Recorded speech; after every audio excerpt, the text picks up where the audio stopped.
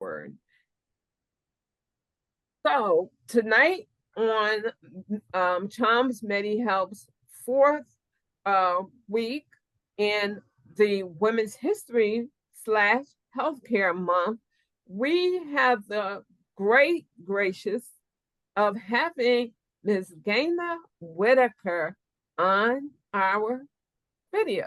Now, I told her I was going to read her bio, but it is so impressive that I'm going to let her tell us all about who she is and what she does. And then I will ask her a question to start this evening off.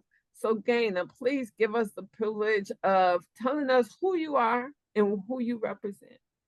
Okay, well, thank you very much for having me today. It's truly an honor to be part of this educational series for Women's History Month. Um, First, I would like to give a disclaimer because I am an employee at AstraZeneca. I want to make sure that I'm giving full disclosure that I will be giving my own opinion and speaking on behalf of myself and Genesis Medical Research Group. So I am a director currently at AstraZeneca in global feasibility and site intelligence. And I've been in the industry for over 25 years.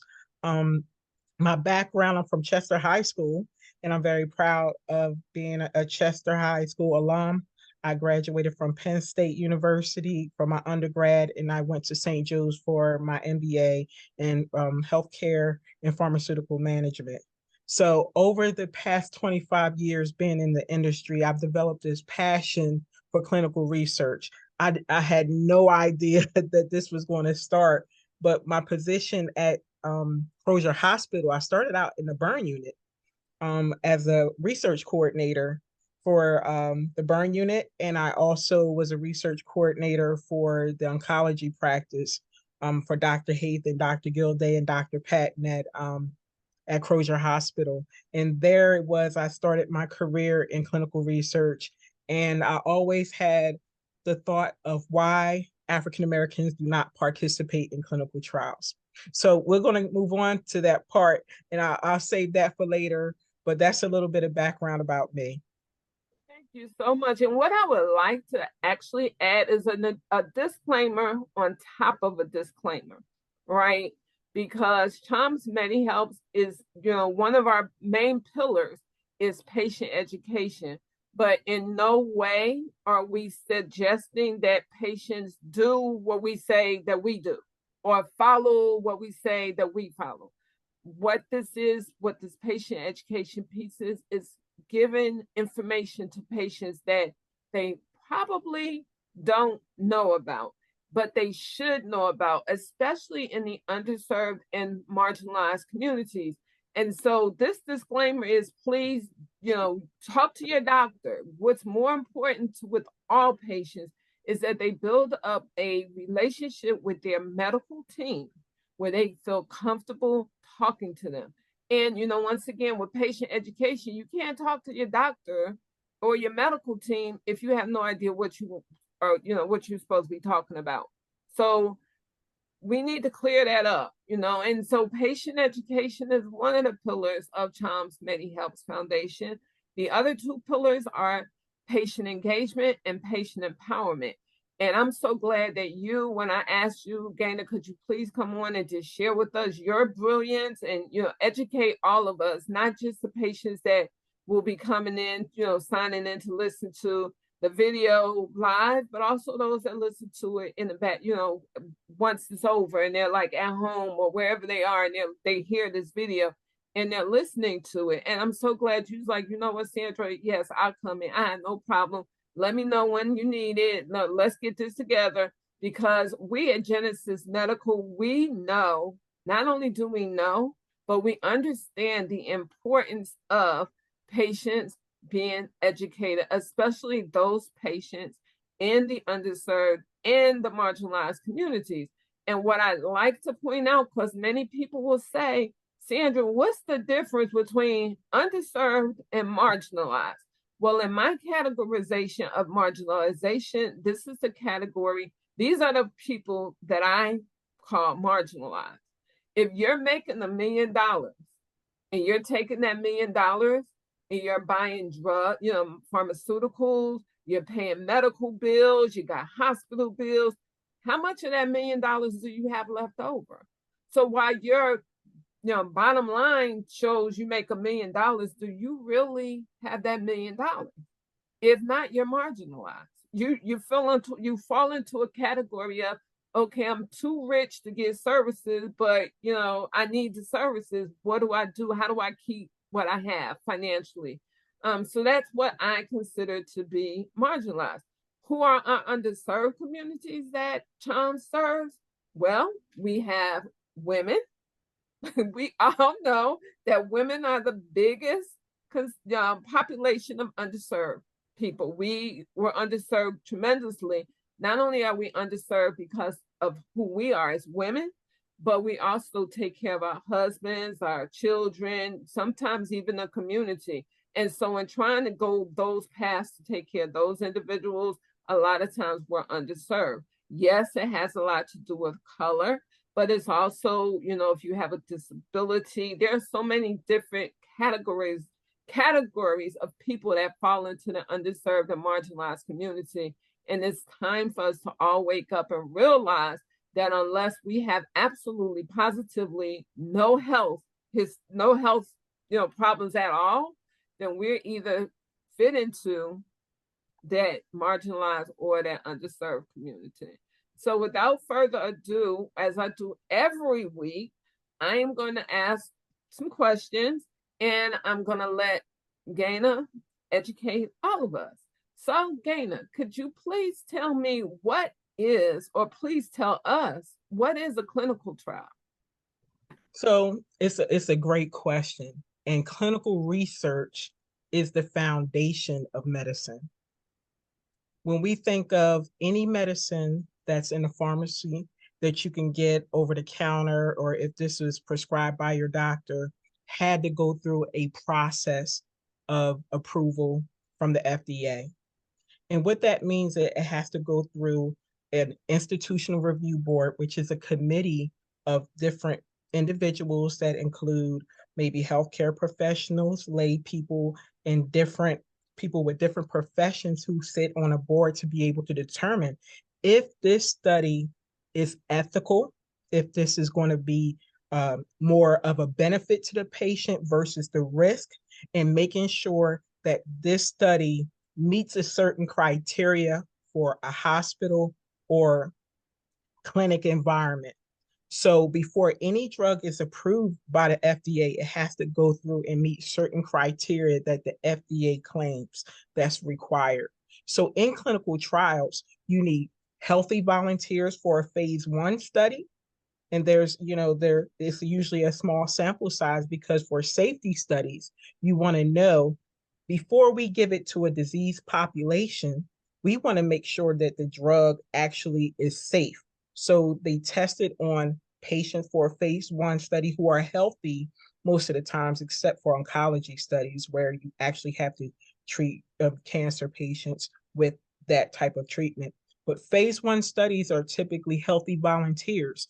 And then once they're able to prove that the drug is safe, then you move to phase 2 studies where you look at another population that usually is depending on the disease type.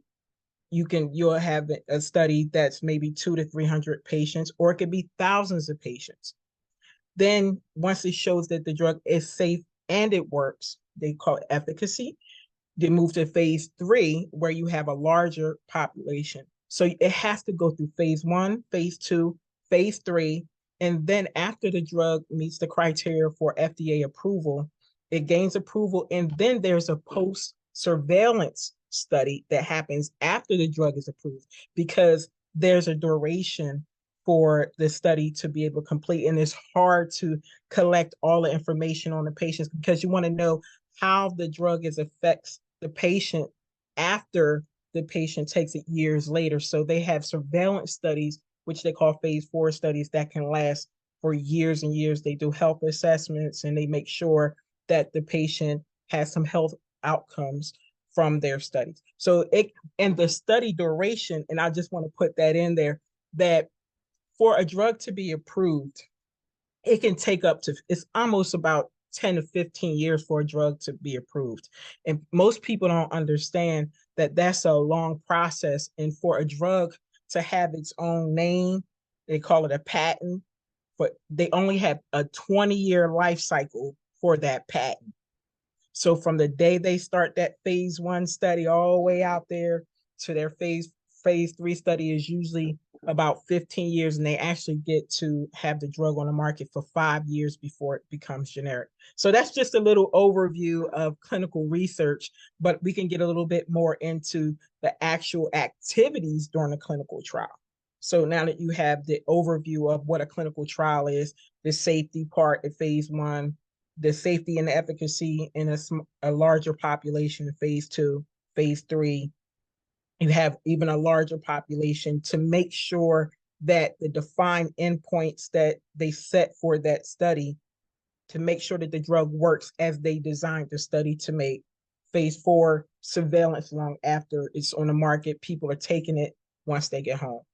Safety and efficacy is important to make sure that the drug works in a clinical trial. Without that, a drug cannot be approved. It cannot be at your disposal. You can't be prescribed this drug unless you're in a clinical trial.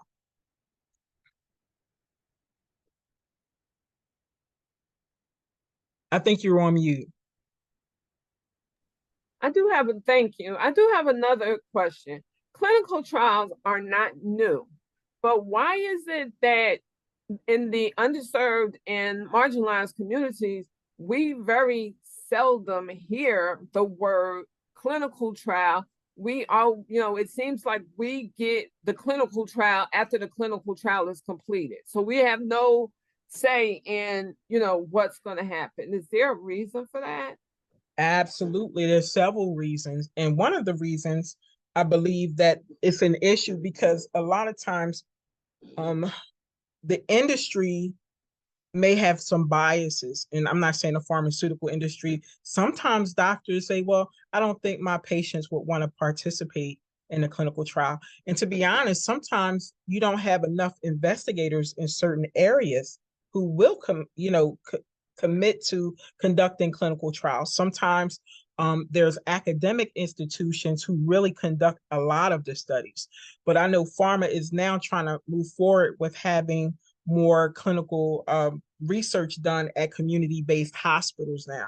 But before, they had their big hospitals at academic centers. So now they're trying to take more of an approach to go into the communities where the patients are. And this is just something that happened from a bill that was signed by President Biden this past December.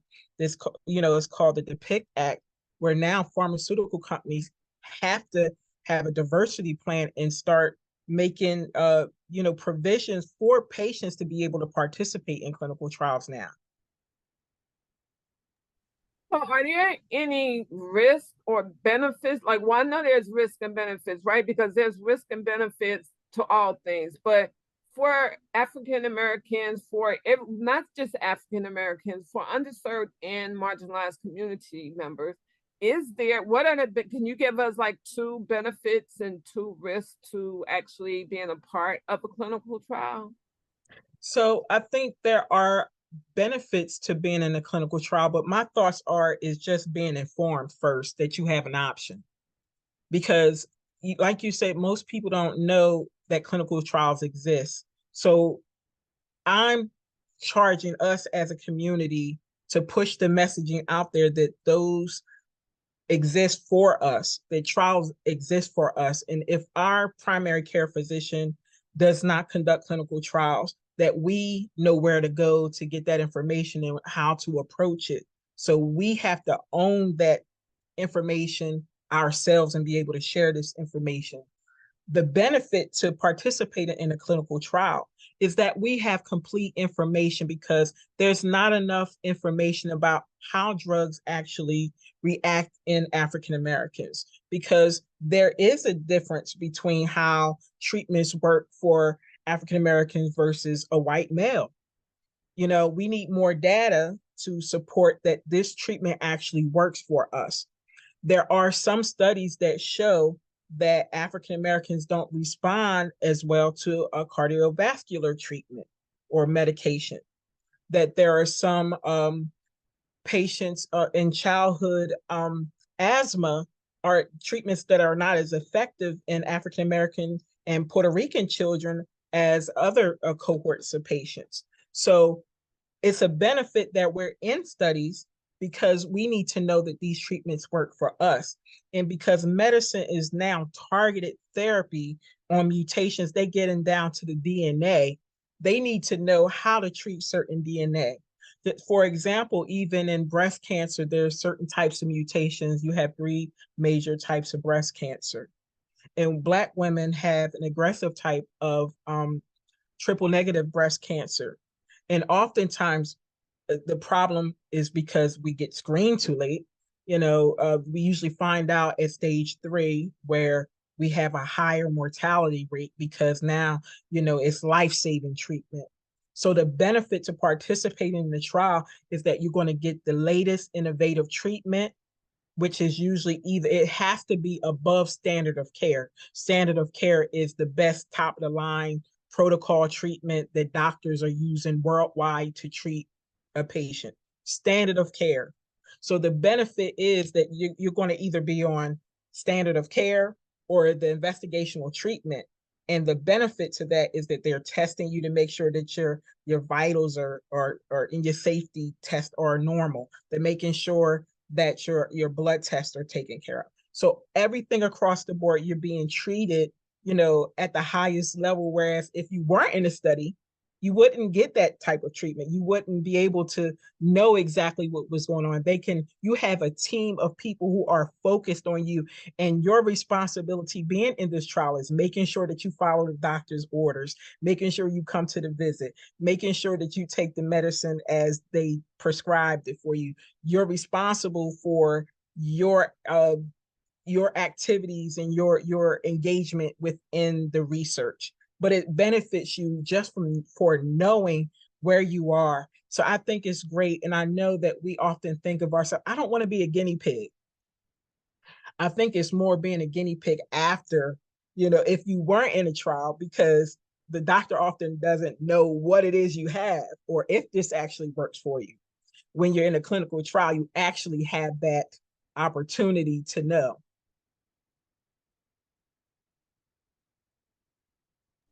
Where can we, because a lot of times in the underserved and the marginalized populations, right?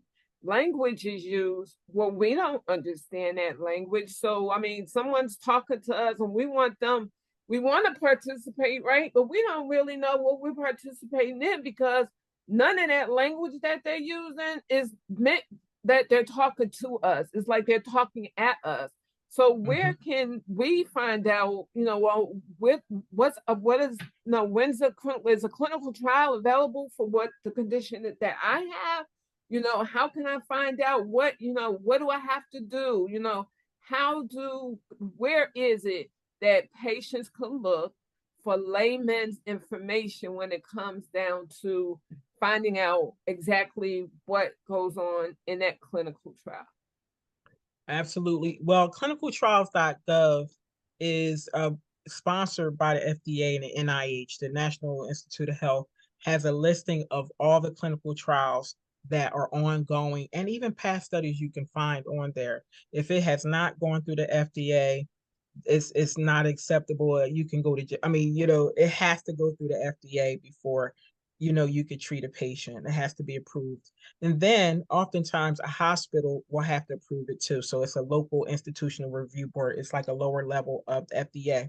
What they've created was some materials that can be shared with patients that they found across different communities that are applicable, that may apply to transgender community, overall the LGBTQIA plus community.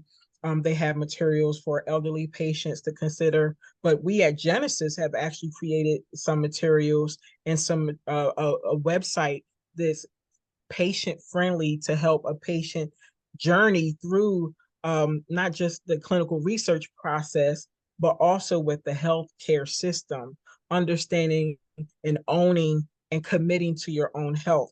So there's a lot of different initiatives that are going on too. Besides clinicaltrials.gov being the first place where all of the information is housed, there's information and networks that African Americans in different minority groups have put together their own resources and networks so where they can find different clinical trials. And even for patients, if they, I know that there are some databases that if you have this certain condition, you could put in your condition and you can get matched with the trial. It's just being in the know and trying to get more involved in health and networking with different people in the healthcare system because right now it's so fragmented and broken. But Genesis has the pathway to connect the bridges from pharmaceutical, where my expertise is, and then with the community, and then with ACPs is having us having that difficult conversation and now moving forward. Okay, this is uncomfortable. We don't trust you. We feel this way. And now we need to, have a face to face so that we can start to build relationships within our community, with our healthcare professionals, so that we can get the optimal health and have equity. And equity, in my opinion, not just comes from a patient perspective, but we have to, as African Americans, be more engaged as healthcare providers who are engaged in clinical research. We have to be at the table for the institutional review board meetings when there's a protocol that's in place so we can say, I don't think that's acceptable or I don't think that that's ethical because no one would be speaking on our behalf. We have to be employed in clinical research to have that equity because we can't have an imbalance of just patients who are African Americans, but no overseers. We have to have an equity across employment as well as patients. So that's where the decision makers and education and where the trust can be built as a whole in healthcare. Right. It's a You know long what? answer, but No. And that you did fine. And it's all about those options, right? And so, okay, you here we're presenting an option for you. Maybe you don't need to have surgery. Maybe you don't need to think that, oh, the worst is gonna happen because now well, before I think about the worst, let me look and see if there's a clinical trial that I can get into that would fit me and I would fit it because I know from just working alongside some clinical people that not everybody gets accepted in clinical trials, right? right. But you have to try. Nothing Yeah. beats a failure but a try. So if you don't at least try, then what good is any of it, right? You're gonna think the worst, and a lot of times you don't have to think the worst. So many times patients. I'm a patient myself. We were talking earlier before this, before we started, and I said, I was just diagnosed with CKD, which is chronic kidney disease. I was diagnosed at a level 3A after years and years of going back and forth on different medications. I was finally diagnosed with chronic kidney disease. And you brought up a very good question. I mean, you brought up a very good point. You was like, well, Sandra, I don't know what's out there for you, but you might want to take a look at it if it comes down to that. Comes down to that, you might want to just take a look at it to see what's available for you, but it goes back to your point that a lot of times we don't know what's going on with our health, right, until after. And we really have to stop being proactive in reference to our healthcare needs and our healthcare wants. And we as patients have to take a role in protecting our health, our family's health, our community's health. Is up to us, each and every one of us patients, to take a role in making sure that we're as safe and as healthy as we possibly can. Nobody's going to come. I mean, I taught this a long time ago. Nobody's coming to save us in the underserved and marginalized community. There's absolutely no one coming to save us. We have to save ourselves. So we have to reach out and we have to do the things that we need to do in order to be able to continue to live. And Yeah, and live, I'm in total not just agreement with live, that. look, not just live, but live to the fullest, right? Life has a lot to offer us. So we got to take advantage of it. And we, as patients, we have to step up, And I often say this, I'm like, you know what? I tell people all the time, I sit in conferences and I sit in meetings and I hear people say, well, we want to see patient engagement and we want to see patient empowerment. You can't have either one of them on a sustainable level if you're not educating patients. If patients don't know what they should know when they go to the doctor to ask the questions, then the plans and the drafts and developments of everything is going to fall short because patients are not educated. They don't know what to ask. And so And rather you know than, what, Sandra? One of the things that I just found out recently that many people still believe that they can get a placebo, meaning no treatment, like a dummy pill. And that's unethical now. We have to, in clinical research, make sure, as I mentioned earlier, that either the patient gets standard of care or the treatment that's being studied.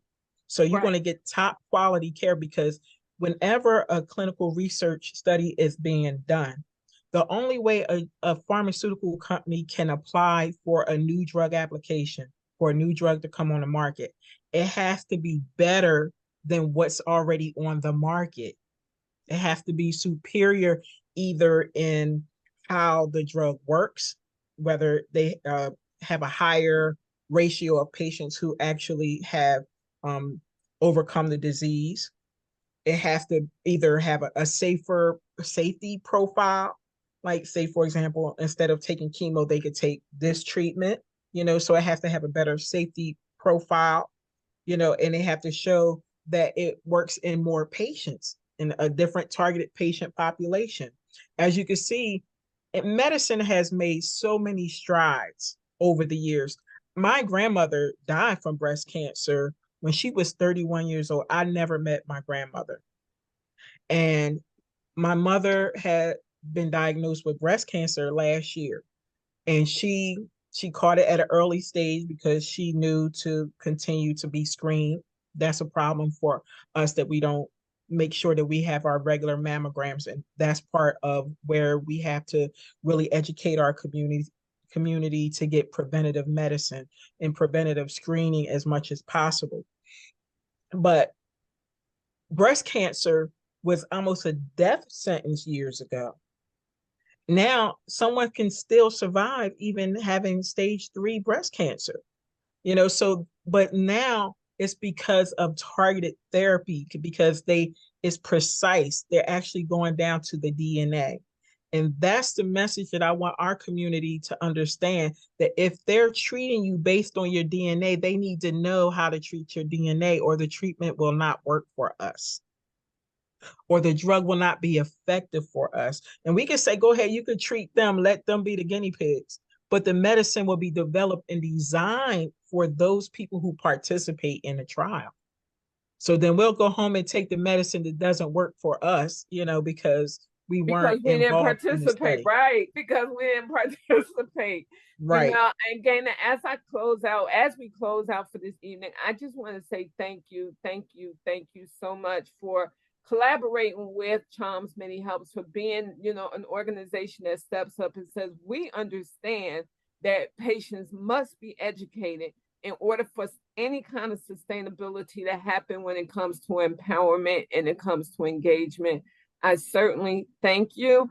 I'm looking forward to receiving the material so that I can put on our website and I can put out there under the Charms group so that the patients will know, okay, well, I need information. Let me see. They should have some, patient read, information that patients could read and understand. I certainly thank you. Thank you. And thank you for the work that you're doing. And thank you for your passion, and continue the work. And if you ever need me, I'm here. And if anyone ever has any questions, feel free to reach out to me at gaina.whitaker@genesismedresearch.com. And also, if you need to get in touch with Gaina, please, if you do not have her information, send me an email, give me a call, say, hey, Sandra, could you get me in touch with Gaina? I would love to speak with her. I need to, collaborate with her. And so we can make that happen, because the patient community is going to grow by the power that we have behind us and with us. And only then will it grow. It's going to grow in power. And so we thank everyone for, that we possibly can, and especially Genesis Medical Research, for taking a step forward and saying we're here to help.